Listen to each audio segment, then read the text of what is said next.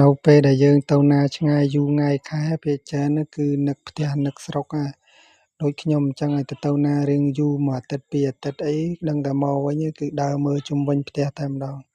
ដំណាំជុំវិញផ្ទះពេលខ្លះវាតិចតួចសម្រាប់គេតែសម្រាប់ពួកយើងនៅតាមស្រុកស្រែជនបទគឺមានតម្លៃដំណាំតិចតួចផ្លែចេកផ្លែស្វាយតិចតួចគឺអាចមើលទៅក៏ធ្វើឲ្យយើងគឺថាកាត់ stress បានជាពិសេសយើងរវល់ការងារខ្លាំងឬក៏យើងរវល់អីដែលគិតថាស្មុគស្មាញក្នុងអារម្មណ៍នៅពេលដែលយើងបានមកដល់ផ្ទះភ្លាមមកយើងដើរមើលអញ្ចឹងទាំងខ្ញុំទាំងប្រពន្ធខ្ញុំពេលចានគឺស្រស់ស្រាយមានអារម្មណ៍ថាគ្រាន់មានទឹកចិត្តមានកម្លាំងតទៅមុខទៀតធ្វើអីទៅមុខទៀតអញ្ចឹងហើយដំណាំទាំងអស់នេះគឺជាដំណាំដែលមិនតន់ហុចផលហុចផ្លែហើយក៏មិនមែនជាដំណាំដែលយើងលក់ទៅខ្លះជាអ្នកមានសទ្ធិវល់លៀនមានឡានមានលុយច្រើននេះដែរគ្រាន់តែថាដំណាំអស់នេះគឺយើងដាំលម្អផ្ទះហើយយើងជាក្តីសុខបែបសាមញ្ញយើងនៅតាមស្រុកស្រែអញ្ចឹងហើយដំណាំទាំងអស់នេះបើកាលដែលខ្ញុំដាំដំបូង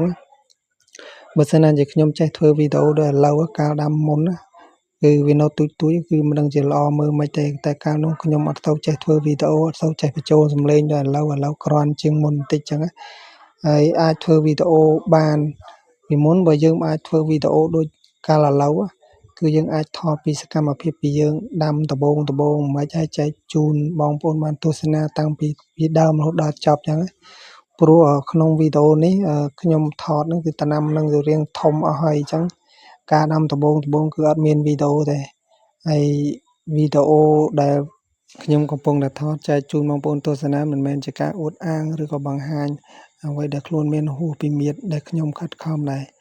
គឺដំណាំទាំងអស់នេះគឺខ្ញុំបាននឹងគឺបានដាំនឹងគឺតិចតួចណាស់បើធៀបនឹងបងប្អូនដែលមានចំការធំមានដាំត្រេនដាំសាវម៉ាវឲ្យច្រើន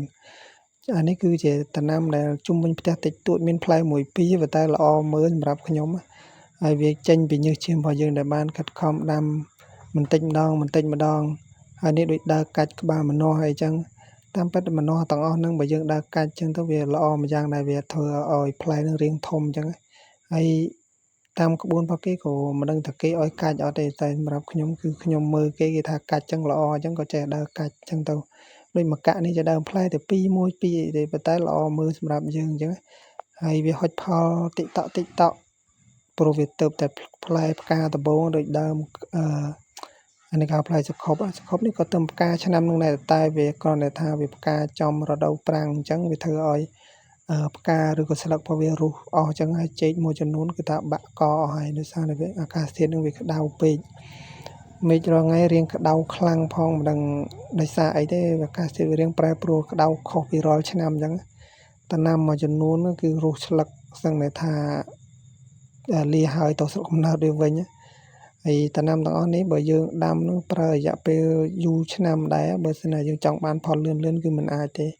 ព្រោះដំណាំរុក្ខជាតិវាលូតលាស់តាមសមាជីវវាអញ្ចឹងដំណាំទាំងអស់នេះបើសិនណាជាគេដាំធ្វើអាជីវកម្មគេដាំប្រហែលជា3ឆ្នាំឯងបានផលអស់ហើយតែសម្រាប់យើងគឺយូរឆ្នាំមែនតើ